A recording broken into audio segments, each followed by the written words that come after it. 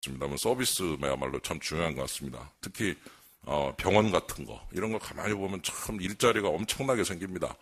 큰 병원 하나에 5,000명은 이제 고용이 된다고 그러는데 참 이런 부분을 서로 이렇게 서로 협조하는 그런 속에서 이런 그 보건의료 같은 그런 굉장히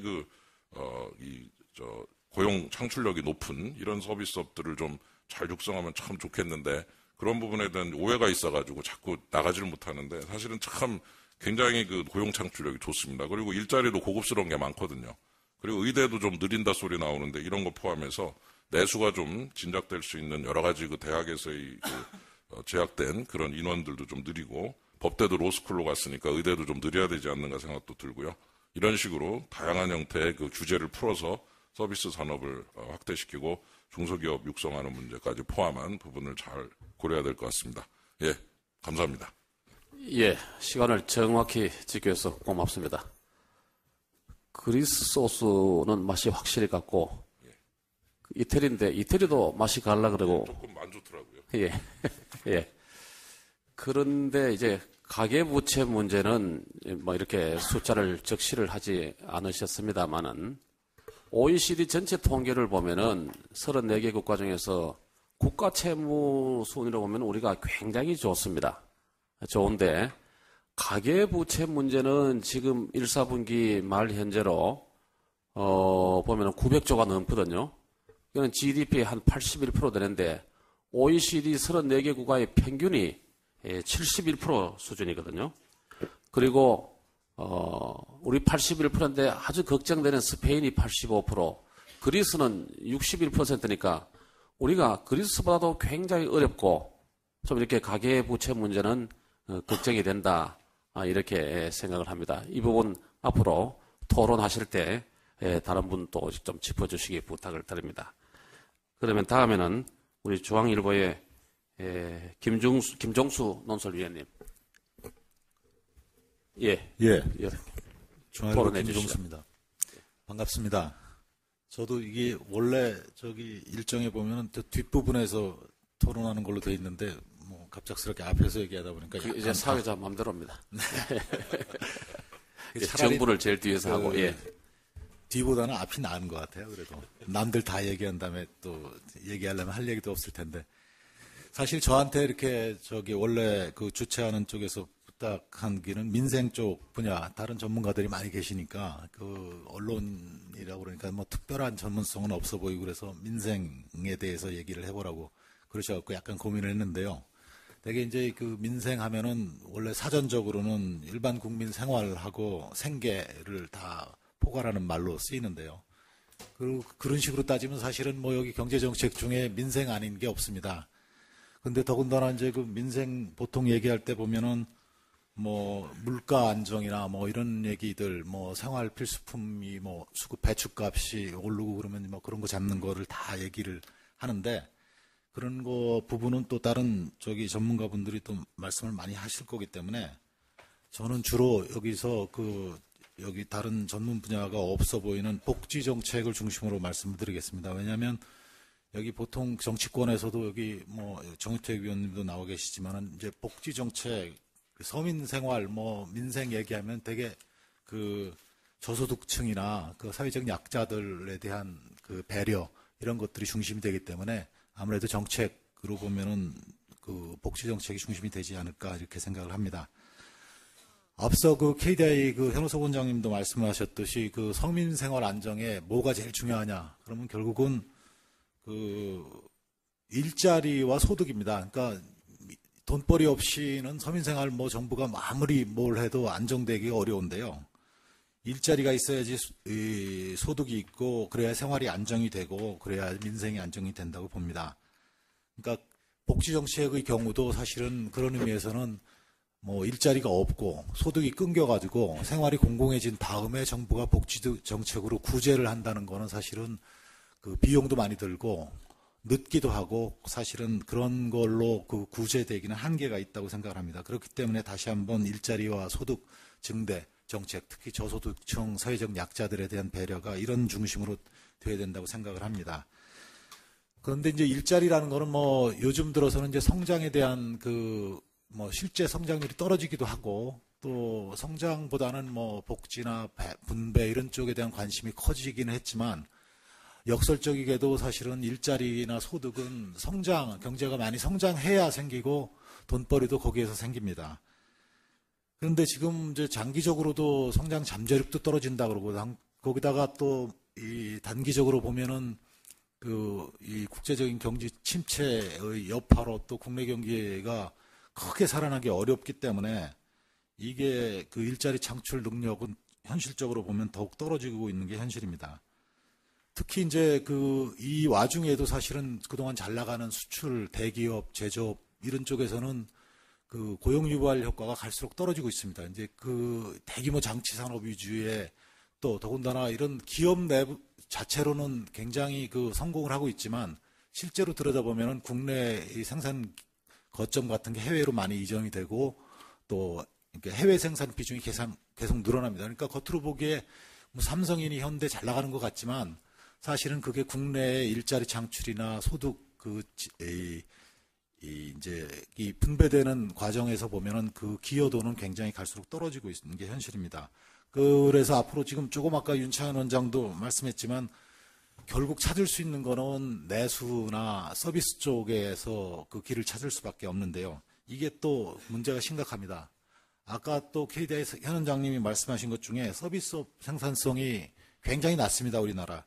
그리고 실제로 보면은 굉장히 영세한 쪽에 많이 몰려 있습니다. 이 업체 수도 마찬가지고 그 종사자 수도 이런 영세 저부가가치형 서비스 산업에 집중되어 있는 게 현실입니다. 이걸 또 사실은 상황을 악화시킨 게 뭐냐면 최근에 이제 본격화되고 있는 베이비 부머 세대들이 은퇴 시기를 맞으면서 은퇴 자금을 가지고 되게 다 손쉽게 할 수 있는 이런 영세 저부가가치 서비스 업종, 그러니까 도소매, 음식, 숙박 뭐 이런 업종이죠. 이런 데에 또 뛰어드니까 기왕에 하고 있던 사람들도 잘 먹고 살기 힘든 판에 또 뭐 무슨 은행 은퇴한 분들, 뭐 기업체에서 은퇴한 분들이 이 퇴직금 가지고 또 이런 장사 시작하다 보니까 갈수록 상황이 더 나빠지는 게 현실입니다. 그러니까 이런 상황이 계속되게 되면 왜 동네에서 많이 보시겠지만은 그 음식 식당 주인이 계속 바뀌고 업종도 계속 바뀝니다. 그러니까 뭐 인테리어 업자는 다소 돈을 벌지 모르겠지만은 사실은 거기서 망하는 사람들이 굉장히 많이 나타나고 있는 게 현실입니다. 그러니까 이런 사람들이 노후 자금을 날리게 되면은 장래의 복지 수요는 점점 더 늘어날 수밖에 없습니다. 그래서 결국은 이거를 정책적으로 대응할 수 있는 방법은 이런 한계 영세 사업자 자영업 쪽에 그 신규 진입을 가급적 막으면서 기존에 있는 사람들이 큰 피해 없이 이 다른 업종으로 전직할 수 있도록 유도하는 길밖에 없다고 생각을 합니다. 그래서 사실은 이런 자영업을 통해서 그 위험이 큰 또 경쟁이 심한 업종에서 자꾸 과다 경쟁을 벌이기보다는 소득이 좀 적더라도 수입이 좀 적더라도 안정적인 고정급 수입 쪽으로 그런 일자리를 많이 만들어야 될 것 같습니다. 이거는 이제 우리나라 인구 구조가 앞으로 갈수록 고령화 사회로 가면은 이게 복지에 기대지 않고 자력으로 살 수 있는 노인층들을 위한 일자리 창출이라는 면에서도 굉장히 중요하다고 생각을 합니다. 그러자면은 이제 서비스 산업 구성 자체를 좀 많이 바꿀 필요가 있는데요. 이건 역시 또 많이 언급되지만은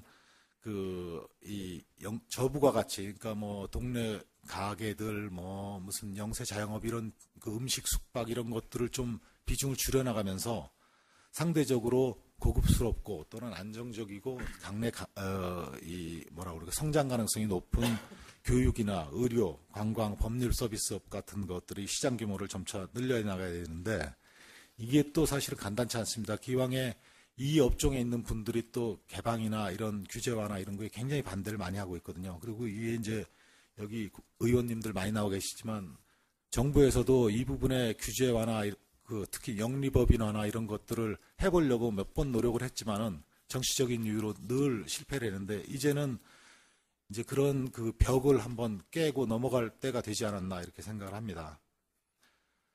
다음에는 일반적인 복지 정책으로 말씀드리자면 이제 새누리당은 박근혜 전 비대위원장이 제시하시고 여기 나오 계시면 안정범 의원께서 많이 준비를 하셨겠지만 그 생애 주기별 맞춤형 복지를 그 당의 어떤 복지 정책의 근간으로 삼고 있는 것 같습니다. 근데 이 받는 쪽 입장에서 보면 이런 식으로 연령대별로 그 시기에 꼭 필요한 복지 혜택을 정부가 제공한다는 거는 굉장히 뭐 바람직하기도 하고 또 필요하기도 하다고 생각을 합니다. 근데 문제는 그 받는 쪽의 입장에 그 맞추어 가지고 그런 혜택을 주자는 것은 좋지만은 그런 복지 혜택을 주는데도 일정한 원칙이 좀 필요하다고 생각을 합니다. 저는 한 3가지를 꼽아봤는데요. 첫째는 이제 아까 뭐 재정 쪽을 언급할 때도 잠시 그 말씀을 하셨습니다만은 이 부담 능력을 감안한 복지 정책이어야 된다는 것이죠. 첫째는 그 제일 근본은 아까 뭐 공짜 점심은 없다 그러지만 사실은 복지야말로 공짜가 없습니다. 그러니까 누군가는 그 비용을 대야 되는데 그 비용을 대는 방법은 2가지입니다. 하나는 그러니까 뭐 기왕에 재정이 튼튼해 갖고 그 뭐 당대에서 그 세수가 충분해 가지고 그걸로 감당할 수 있으면 좋겠지만 그 이상으로 늘려나갈 때는 새로운 재원이 필요합니다. 그러니까 하나는 빚을 내서 하는 건데 이거는 지금 정부가 빚을 내서 재정자금으로 복지 확대 재원을 충당하게 되면 후대 세대, 여기 뭐 젊은 분들도 많이 계시는데 이분들이 나중에 다 이 복지 비용을 부담해야 됩니다. 그렇지 않으면 이제 당대 부담을 하려면 뭐 세금을 어디선가 더 걷어야 되는데 하여튼 누군가의 호주머니에서 더 걷어야 됩니다. 하늘에서 떨어지는 복지는 없습니다. 그러니까 이런 거를 그 정치권에서는 계속 무슨 뭐 화수분에서 어디서 나오는 듯이 자꾸 뭐 이런 혜택도 주고 저런 혜택도 주겠다고 자꾸 말씀을 하시는데 유권자들도 눈여겨봐야 되고 그 정치권에서도 공짜가 없다는 사실을 분명히 인식시키고 그런 기대 자체를 부추기는 그런 정치 활동 이게 뭐 사실은 보통 말하는 포퓰리즘의 아주 전형입니다.